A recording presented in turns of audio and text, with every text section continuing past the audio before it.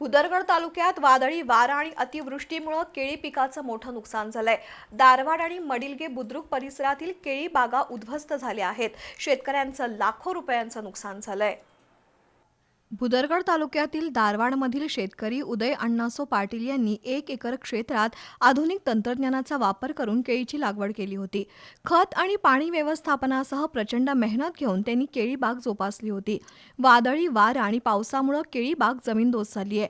तर मडिलगे बुद्रुकमधील बाजीराव शामराव देसाई यांच्या केळी बागेचंही मोठं नुकसान झालंय। पोटच्या मुलाप्रमाणे जपलेली केळी बाग काही क्षणात आडवी झाल्यानं देसाई कुटुंबावर आर्थिक संकट ओढवलंय। केळी विक्रीतून कुटुंबाला आधार मिळेल ही अपेक्षा फोल ठरली आहे। नुकसानग्रस्त क्षेत्रांचे पंचनामे करण्यात आले।